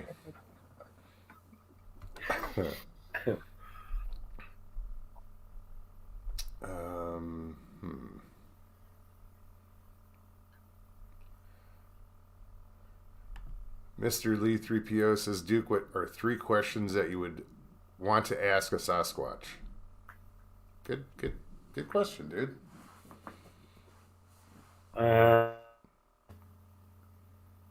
Who's been around longer, you or us? Where are you from? How are you related to us? That covers them. Excellent questions. Excellent answers. Thanks.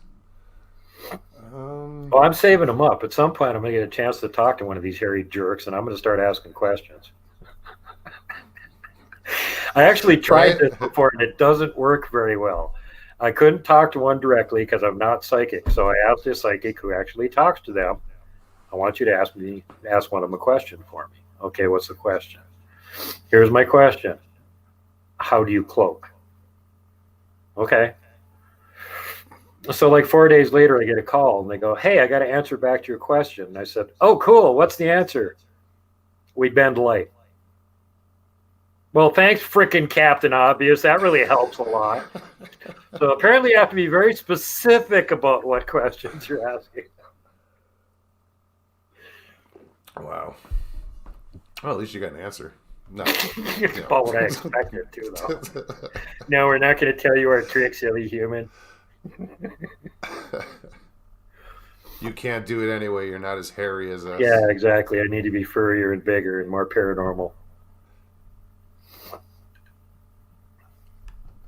Aaron asks, do you think Sasquatch has only an oral history or possible written?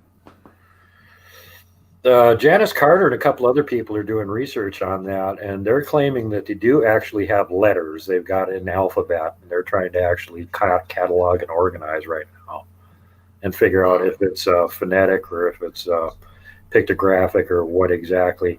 But they think they've got it, partially figured out at least.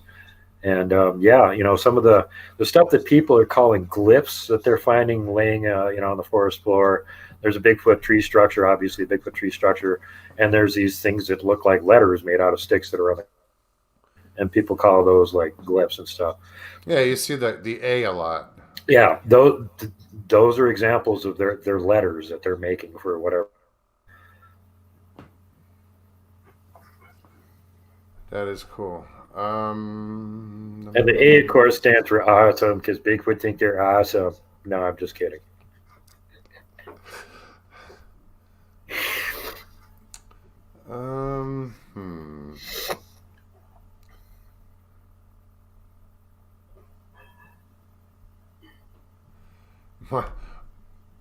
Michael Matt says, my grandpa once knocked me over with his tow truck and somehow missed me with all his tires. I was a toddler. You're lucky. Yeah. My dad almost ran me over with a whole wagon load of wood that he was pulling behind the tractor, and I rolled out of the way of the wheel in time, or he would have squished me. Those little moments. Yeah, there's fun moments when your parents almost run you over and kill you. Taking us right the fuck out. Yeah, exactly. Thank God for fast reflexes. That's all I can say. Bo says maybe its symbols represent entire words. Yeah, that's exactly what I'm talking about. We don't know if their alphabet is phonetic, pictographic, or what it is. Yeah. So we are at what? An hour and a half. Wow. I'll keep going if you guys got more questions. Yeah, Game with Greedo. Where in Ohio was the squeaky toy incident? I am south of Cleveland, near the national park. I'm trying to remember if that was in his area or Coshocton County. He's over by Mount Vernon. I'm not sure where exactly in relation to where he lives that was. Really close.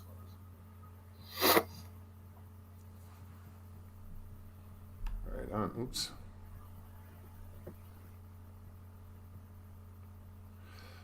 Ben asked, Duke, in your experiences, is the achromatic hair thing accurate? Is their hair hollow? The color around it, I think, is what you're asking. Yeah, and the answer would be, yeah. I know a bunch of people that have Bigfoot hair samples. One of them I was telling about this, and while I pull out my hair sample and try it, and immediately went, holy bleep, you're not kidding, it just turned red. Let me try it with another color. Like, and green and everything. Yeah, exactly. Whatever color you set it next to, it takes on that color. Good question, Ben. All right. Miss Dill says, Duke, have you watched Missing 411, The Hunted? They filmed Ron Moorhead at his camp in the Sierra Mountains. And yet Ron Moorhead didn't go missing. Amazing. No, I haven't seen it. I know Dave's in Montana right now up by the Flathead Reservation getting reports or making them. I don't know what he's doing up there, but he's in Montana right now. Oops. That was my bad. I disappeared. Help, help. I meant to hit the mute button so I wouldn't cough on air. You did. You muted me. No. Not your mute button. Okay. Timmy boy, what's up, man? Which style of researching is better? You chase them or you get them to come to you? Well, if you want a great aerobic workout, go ahead and chase them. Yeah. You'll never find one, but, you'll get a great workout. They can run 45, 50 miles an hour, so you can't catch up to one. They can get way ahead of you in a few minutes and just stand there and watch. Wait for you to get closer, and then leave again. Yeah, and do it so silently you don't see them or hear them. As I learned in the Shaolin Temple of Squatching, a young grasshopper, a master Po told me, grasshopper, you cannot find Sasquatch. You must make Sasquatch find you. There's your answer, Timmy boy. Thank you for the question, bud.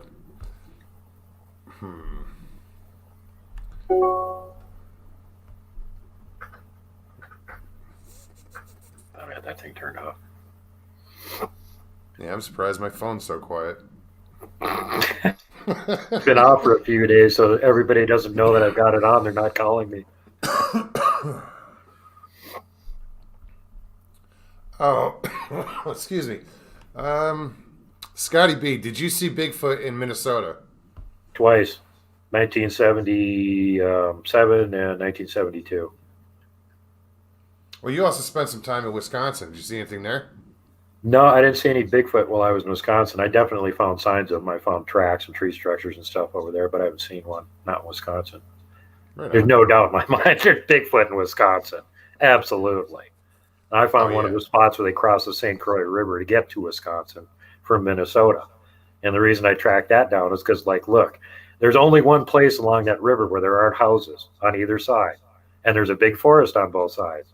Where are they likely to be crossing? So I went and camped there for about a week, found plenty of signs of them. And 2 days after I left, a farmer got a video of one in his back pasture about 2 miles from where I was camped. And I went, well, case closed. There you go. Where did you end up going up to St. Croix? Like, I know, like, as far as the houses from Prescott up, I mean, once you get up by like the where the Kinnickinnick flows into the St. Croix, it's pretty it's a pretty good area up there. Yeah, it's just north of what is it? Hudson. Yeah, okay. Just between there and about 2 miles up the river, there's a spot where there's forests on both sides and no houses. That's the only spot.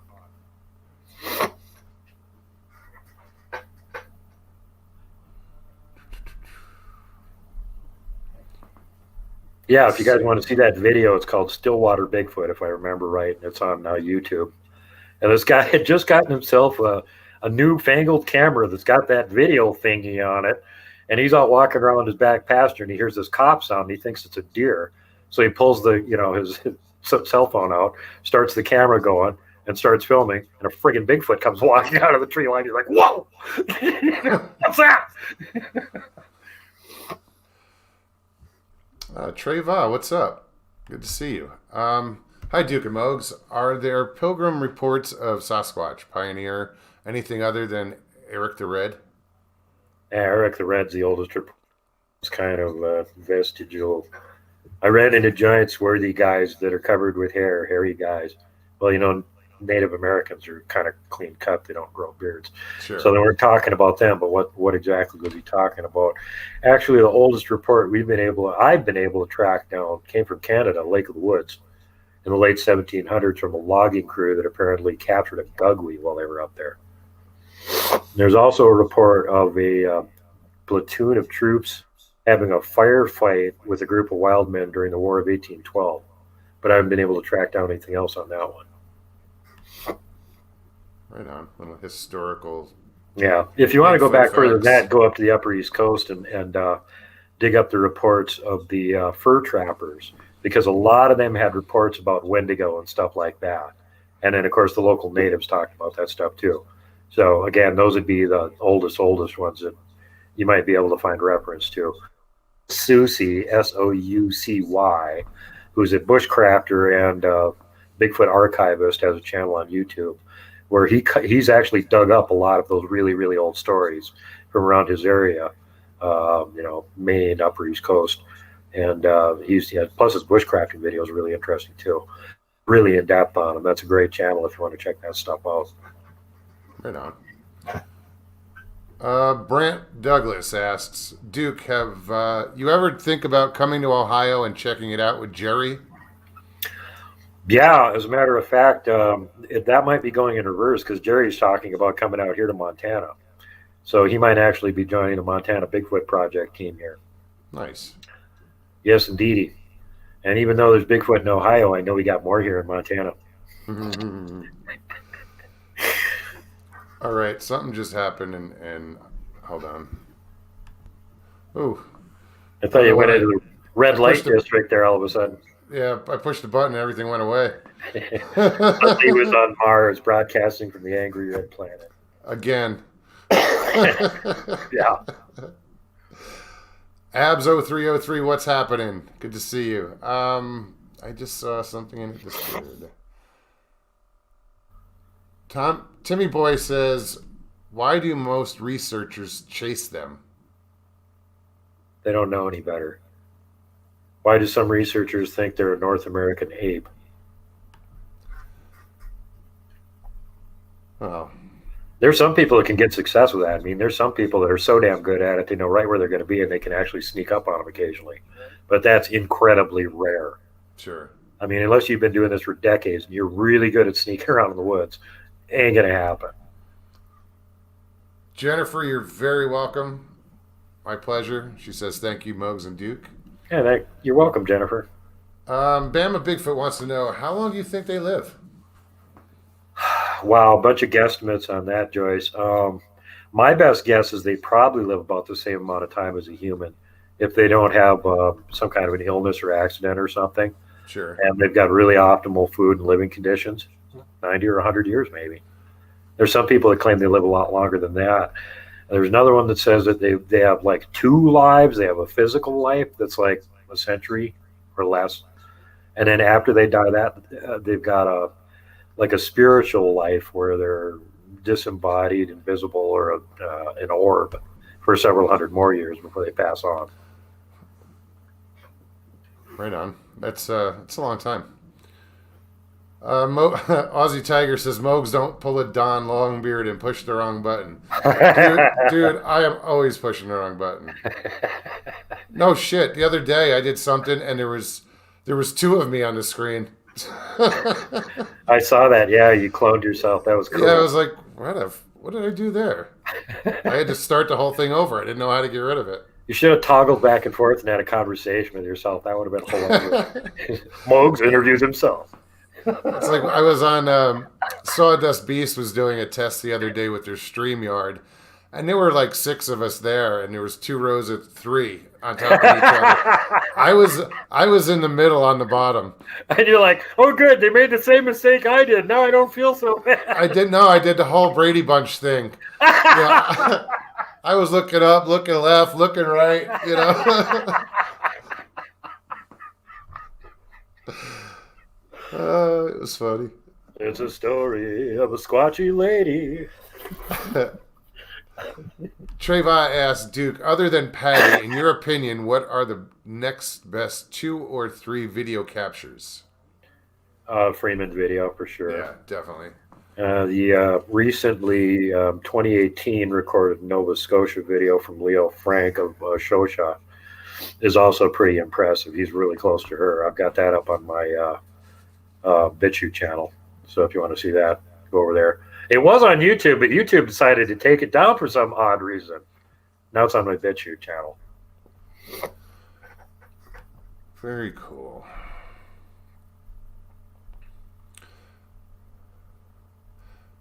I had a feeling this was going to come up. Bro Science says, opinion on Todd Standing? Todd Standing exists. No doubt about it. He is absolutely real. He exists. Anything in particular you want to Be specific. This is what you learned from trying to talk to Bigfoot. Be specific. Yeah, right.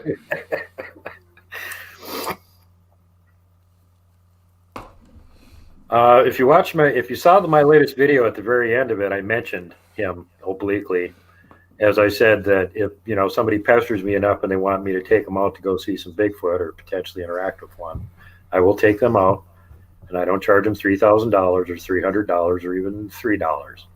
But I do make them come on my show and tell everybody about what happened while they were there. So this is the difference between me and Todd.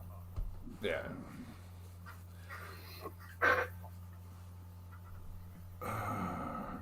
Bigfoot and Cryptus says, great answer. Interesting. Silver 7 Wolf Moon asks, are they warned to stay away from humans, or is it instinct? Wow, that's one of the biggest questions. That's one of the biggest questions in the Bigfoot community, and I always just assumed it's like, well, humans are dangerous, obviously. We have, thunder sticks, so better to stay away from us. And then I started talking to more of the people that actually interact with these things and talk to them, and that is not their opinion. Their opinion is that basically they all, they can mind speak. So they're all in communication with each other. The distances don't matter. And apparently that's one of their taboos. They are not supposed to interact with humans. They're not supposed to let us see them. So anytime when they let you see them, there's some real specific reason for it, because that's a big no-no. They're not supposed to do that. So yeah, it's a cultural thing. They're all supposed to be staying away from us. I know somebody that's having an interaction with a troop that he's been around for years now, and they actually got attacked by another nearby troop who were pissed because they were interacting with him. Huh. Damn humans. Yeah, well, they're not supposed to be interacting with us. And apparently, it isn't like the gray aliens are leaning on them, holding phaser rifles to the back, going, "Don't interact with the human, damn it!" No, it's a thing they're doing. So Bo Grover says, Duke, I'm going to start saving up and visit you. Well, come up next summer. Summer is when we do the expeditions, man. You can't do anything in the mountains in the middle of the winter. No, so freeze your ass off. Well, you can't even get through them. 6 feet of snow. True. How are you going to get around? Yeah. I don't live in Montana. I don't know. Yeah. Well, when you got 6 feet of snow on the ground, you're not getting around very far. No, unless you want to walk around on snowshoes, They close up all the Forest Service roads up on a mountain here too. Yeah. I mean, literally this time of the year, we would have to get on snowshoes and hike 15 miles into the middle of the mountain range just to get where our camp.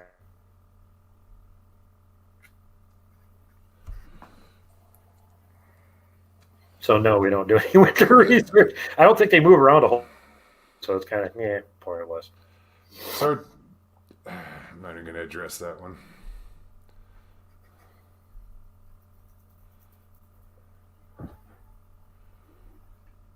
Super Sleuth says they have been seen coming and going out of orbs. Yeah, I've heard that before too, the orb thing being connected to the Bigfoot. And there's some people that say that an orb is actually either one of them that's already shed their physical body, or it's actually one of them in astral form. Like they want to come spy on you without being physically there, and they know that trick. They can, make a orb, what would you call it, an astral body, and just zip over that way and take a look and see scope it out without being there physically and having to worry about being shot at. So like a drone.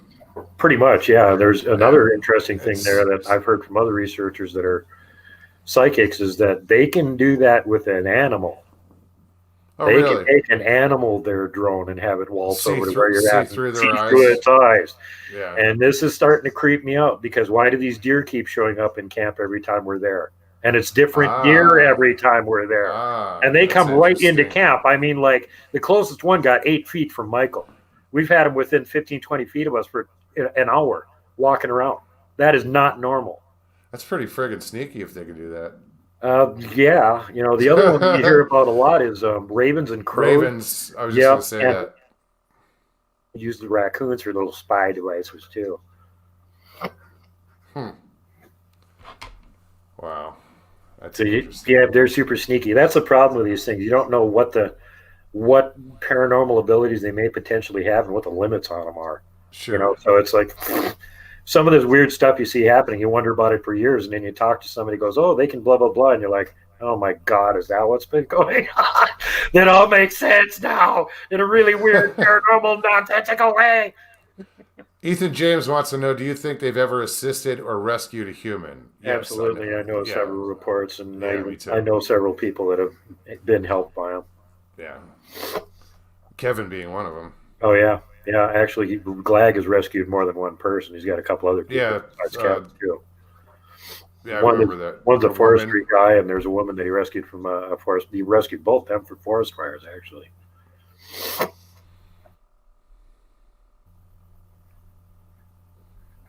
Super Sleuth asks, like they possess them? I think he means about the Sasquatch seeing through other animals' eyes. The animals? Yeah, I don't know. I'm just getting this stuff from psychics that are, one particular psychic that says they can do this. The only reason I give it any credibility whatsoever is because this person's been extremely reliable, like 100% on everything. Yeah. And also because of observed behavior, it's like coming into camp, and it's not the same one. It's different ones every time we're up there. Bo says they're like the butler from Mr. Deeds.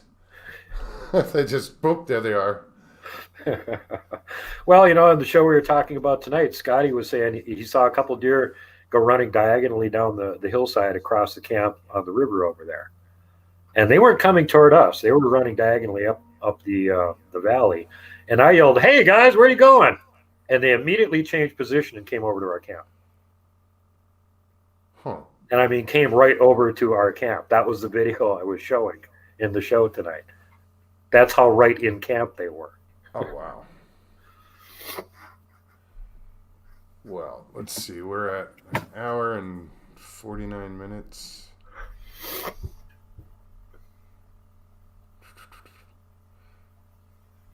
Well, if you guys, I'll give you another like 10 minutes if you guys want to come up with some more questions, and we'll get those answered real quick. And gonna call it a night. Here in a couple. Yeah, I'm getting kind of tired. Been at it for like I got 4 hours. I gotta be up in 6 hours. So thank God I don't have to do that. I just got to go back and fix the second half of my show that got screwed up sound on it somehow. Yeah, but you're the only one who knows it. Yeah, but it's still highly irritating and I can't stand it. By the way, speaking of sound, which will no doubt be excellent, I'm going to be on Spaced Out Radio next week on the 10th for their full 3-hour slot. So if you want to hear me flap my gums about Bigfoot for another 3 hours, check it out next week on the 10th on Spaced Out Radio. Right on. Yeah, Dave does a good job, and you don't have to worry about being on camera. It's all, audio. Yeah. No, I'm going to do that one by phone so I can walk outside and have a cig occasionally. Right on. That's a long show, 3 hours, man. Yeah. Well, I mean, yeah, the longest show I ever did was 5 hours. I was DJing a music show for KBSC in St. Cloud. And I'd taken over Hard Rock Cafe and City, 2 shows that they had. I knew both the DJs, and they were back to back. So I was the guest on both shows, and we did this 5-hour British psychedelic show of all this kind of weird stuff that none of the locals here had ever heard of. And I had a giant catalog of it, so I programmed 5 hours of it. So TFV says, do you feel they may want to connect with us if the situation was presented? Some of them definitely want to interact with humans. Most of them are kind of curious about us. Some of them definitely want to interact. And that's where you get these things where they actually are interacting with people, even though the rules say they're not supposed to.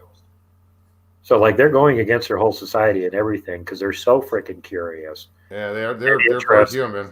Yeah, exactly. They're half human. So they recognize that they're essentially us. This is one of the reasons why I kind of discount a lot of the missing thing, because there are clans of Bigfoot that are eaters that will eat humans, but most of them, well, they're gugwies. I'm talking about regular Bigfoot. Oh, really? They will do that, but the thing is it's rare. And usually if you encounter a group that does something like that, it's because you're in the middle of nowhere. If they lived anywhere near humans and they were performing that kind of behavior, the guys with the black helicopters and the high-powered guns would show up and rub them out in short order. Sure. Not because they care about the humans, just because they don't want it getting out, that there's these things out there killing humans, so they'll get rid of them. So consequently, most of the time that, I think they take humans, it's going to be somebody that's going to be way out in the middle of nowhere. And probably a lot of the times it's just a rogue Bigfoot. Most of the clans aren't down with let's eat humans. They recognize they're us. So like, they know what's going to happen. Right. Well, it's not only that, but it's like out of all the humans on Earth, how many eat other humans? Not very damn many. No. Yeah, it's kind of the same thing with them. In remote places. Yeah. I mean, and a lot of that is or Donner Pass. It's for ritual reasons. Like they kill their enemy and they eat them to absorb their energy, or where they're having problems with the crew going around to the tribes is because they eat the deceased instead of burying them or something, because they want to keep them alive within themselves by eating them. And unfortunately, they eat their brains too, and then they get crew, which is like BCE, mad cow disease for humans. And they start getting all twitchy and falling over and looking weird. Oh, awesome. Super Sleuth says, what do you think of the 50 Years with Bigfoot book? I've had Janice Carter on my show. She was on episode 100, which also featured Robin McRae and Dr. Igor Berytsev, who was just on Beast TV earlier tonight. Mm-hmm. And that was only like his, second or third interview? Igor's? Yeah, he rarely does interviews. First one he did anytime recently was episode 100 with me, and then he just did a show with somebody else a few months ago. And this is like the third one I've seen him do within 5 years or something. His English isn't the best, and he's so damn busy most of the time, and it's really hard to get a hold of him and get his attention. Sure. He's, I don't care. I'm out in the woods photographing Bigfoot. Or writing a book or whatever. I don't know, dude. I watched it and I thought his English was fine. You know, you can Oh yeah, well understand he's him. getting better because he's using it more often. Yeah. It helps. When he was on my show, I was pretty impressed that he was able to string a couple coherent sentences together at the same time. He's getting better at it because he's doing more of it. Well, given the amount of time that he spent in the United States, Yeah. you know. Well, I mean, he spends a lot of time here, but it's still a secondary language. He predominantly speaks Russian. Sure. Most of the year Sure. he's speaking Russian, So yeah, he understands. If you speak it to him and you haven't got a weird accent, he can understand exactly what you're saying. But then he has to think of he'll think of the sentence in Russian and then how do you translate that into English, Sure. which is why it takes him a while to spit out what he's trying to tell you.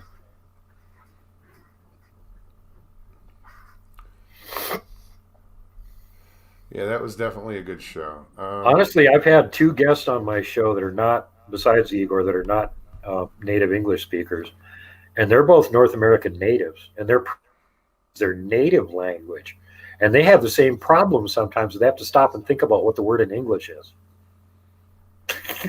and that's on this continent. Yeah. Super Sleuth says again, why do they take humans, food, or reproduction? I would say probably mostly B. That's Yeah. pretty well known that they're, most of the tribes will tell you they'll steal women and children. And what are they doing with them? And that's been happening for Forever. ever. That's part of the reasons the Ketchum DNA study that, the mitochondrial is female human and the nuclear is unknown. So that's how they keep getting mitochondrial human DNA into the gene pool, is by kidnapping human women. And apparently some of them survive and give birth to babies. Well, that whole I know